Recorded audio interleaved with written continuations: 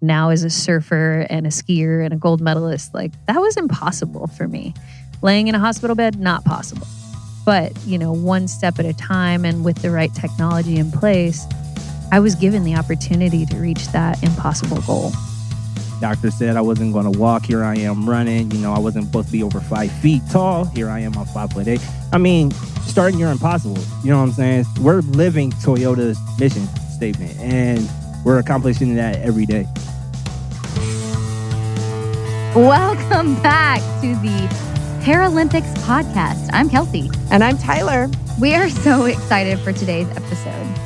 We've been featuring some of our Team Toyota athletes over the past couple episodes, and we're 1 year out from the Olympic and Paralympic Games Tokyo 2020. And today we're talking to our Paralympians. So if you guys don't know, the Paralympic Games start about 2 weeks after the Olympic Games end. And as you know, Toyota is a proud sponsor of the U.S. Olympic and Paralympic teams, but our commitment runs a lot deeper than that. The reason that we're involved is so much more than that. So a little company background info. We are transforming into a mobility company. And if you want to hear more about that, go back to season 1 and listen to Not a Car Company. Our goal is to help create a more inclusive society, particularly when it comes to freedom of movement. Our president, Akio Toyoda, has said that our partnership with Paralympics is just one more step towards that goal. And we've challenged ourselves as a company to develop equipment for para-athletes using our technology and engineering to increase awareness of parasports through our sponsorships. And through this sponsorship, we've gotten to know some incredible people that are now Team Toyota Paralympians and Paralympic hopefuls. They're incredible, and we can't wait to see what they get to do in Tokyo. So first, we talked to David Brown and Jerome Avery. They are teammates in U.S. Paralympics track and field. These guys, I can't even tell you, are the real deal. They were at the Paralympic Games Rio 2016 together. David is visually impaired, having lost his sight when he was 13 years old. And Jerome's his guide runner. They run side by side on the track, tethered together by a short cord that they hold on to. Yeah, I really don't understand how this is possible, but like their arm action has to be exact. Obviously, they have to move in sync the entire time. Their feet have to hit the ground at the same time. It takes track and field to a completely different level. So we can't wait for you to hear our conversation with them. Here you go. So we have David Brown and Jerome Avery with us.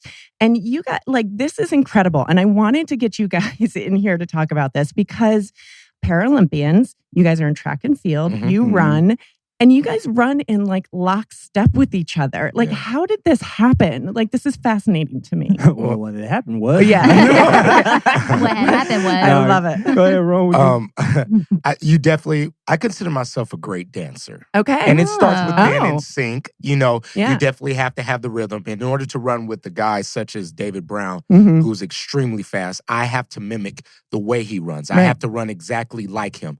So as soon as he touches the ground, his inside foot, my inside foot just touches the ground. Perfect example, it's like a three-legged race. Yeah. So us being in sync is very important. We don't waste any time while we're running at all. And one thing, Jerome has been guiding for years, so he's pretty much the master. Yeah. Oh, that's nice. Yeah, So, David, I want to start with you. How did you get into this? Well, how I got into Paralympic track actually is 2008. I got selected to be a part of the Paralympic experience in Beijing, China, and I got to, out of hundreds of applicants, I was one of the 25 that was selected.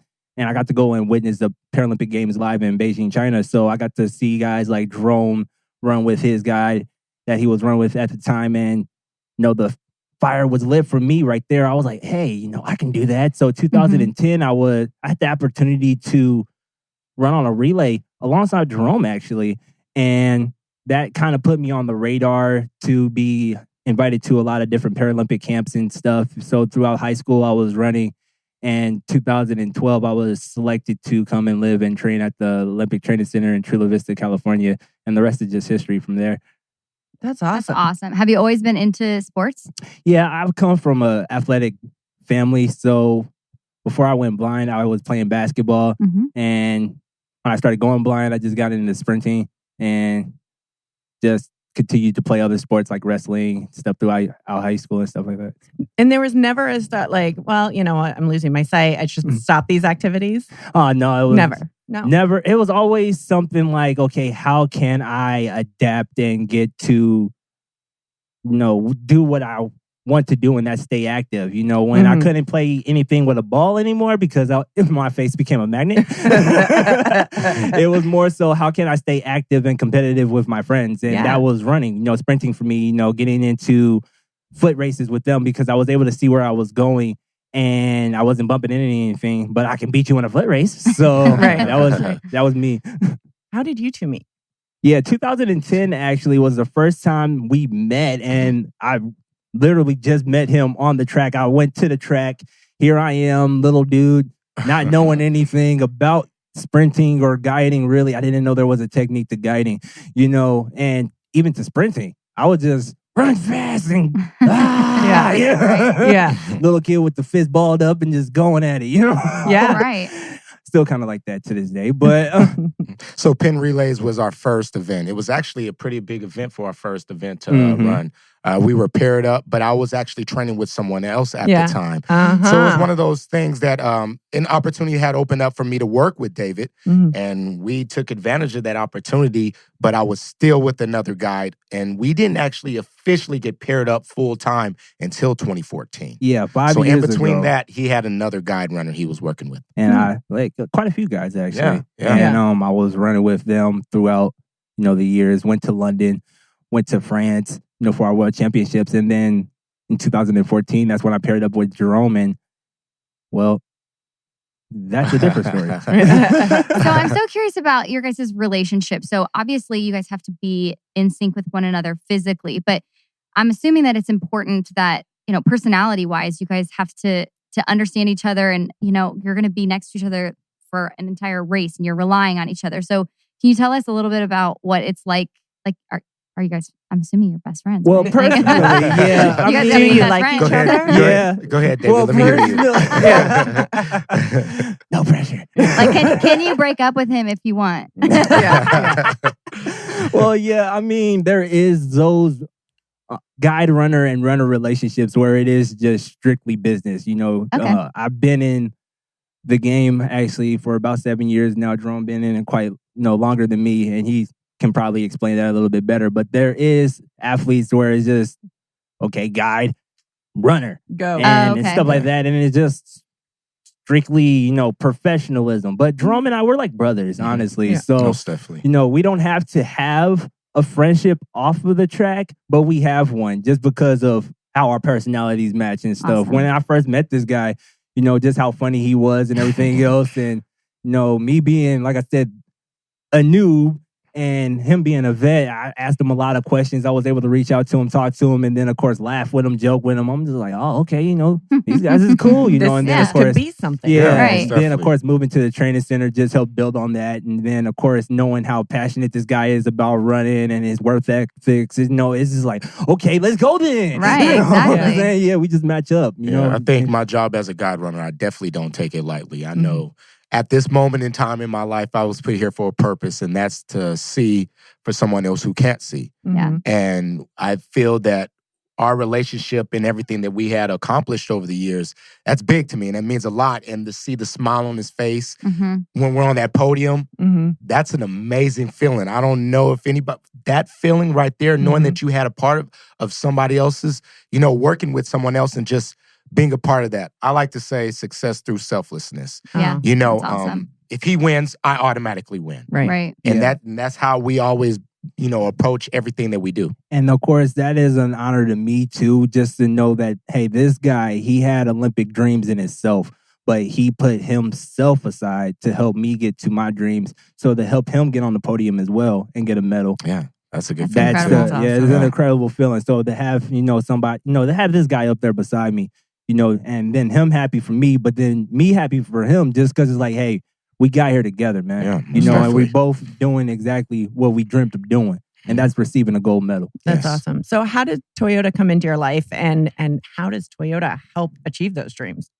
Me and Jerome, we are Team Toyota all the way. Just because one of the sayings is start your impossible. We're in, accomplishing what people feel is impossible. You know, when people are saying, oh yeah, it's hard to do something with no sight. Here I am, I'm breaking 11 seconds in 100 meters where they felt it was impossible. Yeah. Yes, you are. So it's like, hey, you think it was impossible to, me personally, pick my life up after, suicidal attempts, back when I was 13 and a whole bunch of other things as far as like, hey, doctor said I wasn't going to walk. Here I am running. I wasn't supposed to be over 5 feet tall. Here I am, I'm 5'8". I mean, starting you're impossible. You know what I'm saying? Yeah. We're living Toyota's mission statement and we're accomplishing that every day.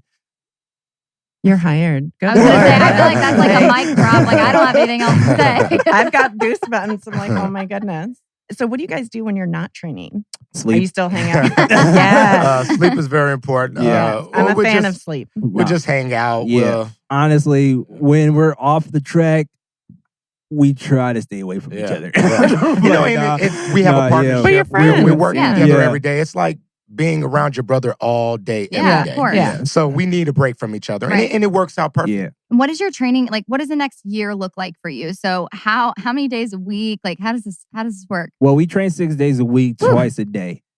So that's one reason why we get tired of each other. Well, and that's why you're so sleepy too. Yeah, exactly. Wow. I mean, so of course, leading up into Tokyo, we got a saying, what got you there will keep you there. Exactly. So, we just going to continue to grind it out. And of course, we know that we have a great team like Team Toyota behind us, Team USA, and we just going to continue to do what we do, and that's push towards goal. Awesome. It seems so. Toyota has made a big push in getting Paralympic time on NBC and making sure that you guys are seen. Yeah. Are you seeing more recognition because of the time on TV and things like that? Yeah, honestly, since 2016, when the Paralympics was broadcasted, since then, me personally, I don't know about Jerome, but I have been receiving more recognition. Like that day that I got back in the airport, there was somebody that came up to me and was just walking alongside me talking, and he was like, "Hey, how you doing?" I'm like, "I'm doing good, sir." How was your, and he was like, "How was your flight?" I'm like, "I'm doing, it was good. I'm a little tired. It's great to be back." He's like, "Yeah, so you coming from Rio?" I'm like, "Yes, sir." He's like, "Are you Mr. Brown?" I'm like, and I turned to him like, "Yeah, I am." He's like, "Sir, I saw you on TV," and this guy completely freaked out, and that's of course, awesome. like one thing with me though too is I'm real big in talking to high schools and elementary schools and stuff like that. I've had a lot of students come up to me and they're like, "I saw you on TV. I saw your races. I've seen you all over social media and stuff like that." And, so, a lot of recognition like that has been coming out of being on television. And it's been a blessing, really humbling. I mean, Jerome. I've seen a lot of changes, especially 2016. Like he said, at our nationals, Toyota was actually there, and they were looking over at us a little bit, which was a good thing. And Tatiana McFadden, I don't know if you're familiar with that name. She's one of the biggest athletes we have for Paralympics. So to see her represent and going to the games, it was good to be a part of that. Okay, so if you could say one thing to the listeners to hold them over until they see you on TV in 2020, what's the hype? What's the tagline? What are we looking for from you guys? One thing I would say is it's never too late to start your impossible. With Jerome and I coming up a year from now. That's a long time. Yeah. But it isn't. It's not. Be prepared to see the impossible. Love it. OMG, Kelsey, I still get goosebumps thinking about that day we got to talk to him. I know. I feel like they're two of the coolest people I've ever met. And I just can't wait to watch them on my TV. I am team David and Jerome all the way. 100%. So our next guest is equally as amazing.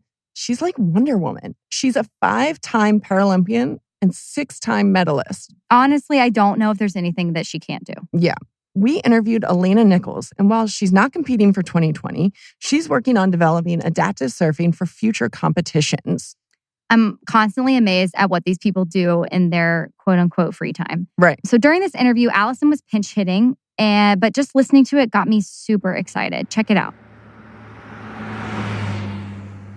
Alana Nichols, you are here. You are like Team Toyota legend. I feel thank you. And you also, 2 sports, you have wheelchair basketball and alpine skiing as a Paralympian.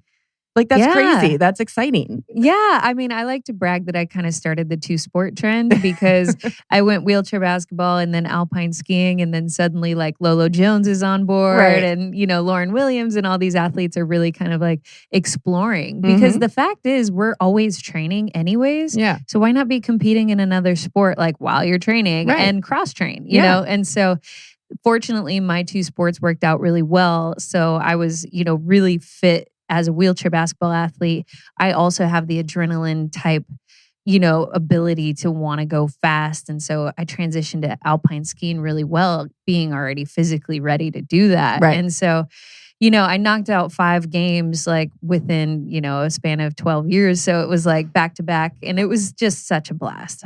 I've had so much fun. And the skiing it came naturally because you started as a snowboarder, right? Well, so I grew up as an athlete. I started when I was 5. I started with t-ball. I played volleyball and basketball throughout junior high and high school. Put a lot of my eggs in the fast pitch softball basket, was hoping to go to college on a softball scholarship when I was first introduced to snowboarding. So I got started a little later in life in junior high, like at 14, and I suddenly realized, there's this whole other aspect of my athletic ability that I wasn't aware of. Like, I like to go fast. I like pushing the limit. I like seeing where that edge is, and so snowboarding really offered me this feeling of like creativity that I didn't get from traditional sports or linear sports. And so, getting to be able to express myself in that way was really exciting, although I was really very focused on going down that softball road. My senior year in high school, I was 17 at the time. I ended up trying my first backflip on a snowboard. It didn't go well, if you will. I over-rotated the backflip. I ended up landing on a rock that was underneath the snow. So it was kind of a combination of a perfect like storm. And that's what left me paralyzed from the waist down. So, athlete all my life, suddenly my whole world gets flipped upside down. And I have to kind of like reinvent myself. And at the time, and this is in 2000, there weren't companies like Toyota that were celebrating people like Paralympians and people with different abilities and their ability to be mobile. So it took me 2 years to like realize, there's other people with disabilities. They're playing sports. They're being athletic. And, once I did realize that and I started playing basketball, that's when I got my life back. That's when I finally came into my own skin again. But it took 2 years. Yeah. So thankfully, like in this day and age, there are people, God forbid, that get paralyzed now that do see other Paralympians on TV thanks to Toyota, and companies that believe in mobility. And so, after my injury, getting back into sports really got me back into life. And, I just had to figure out how to adapt. And I got into a basketball chair and suddenly I felt more athletic. I go to Beijing for basketball and then again turn around and I figure if I can do this, like, why can't I go to the Paralympics for alpine skiing? And, in such a Cinderella story way, I ended up making that dream not only come true by going to the games, but then becoming the most medaling athlete at the 2010 games. And, it's unbelievable to me just to be able to say that. But you could imagine, after becoming paralyzed, thinking my athletic career was over. Right. Next thing you know, I'm on a podium getting a gold medal. I'm like, how is this my life? I have goosebumps. Like, that's so awesome. Thank you. Yeah, it's been such a wild ride. Yeah. Can you talk about how becoming a Paralympian has kind of informed the rest of your world? Yeah. Well, I don't know what would have happened, right? So I was headed to college on a softball scholarship. I was hoping for the best. I had a dream of playing at the Olympic level. I don't know if that would have happened. I certainly know that I wouldn't be a 3-time gold medalist and the first female American to win gold in the summer and winter games, So like in a lot of ways, becoming a Paralympian created these opportunities that I wouldn't have had I been an able-bodied athlete. So, you kind of look at it in a different way. You give it a little twist and you're like, wow, that might have been the best thing that's ever happened to me. Like becoming paralyzed was the best thing that ever happened to me. And I know that's probably hard for some people to hear, but it's honestly been such an intriguing way to live. I've had to be creative in what I've done to adapt to my world. And, it's really an honor to be an inspiration to people. And I used to really hate that word. I'm like, don't use the I word at me. Okay. Yeah.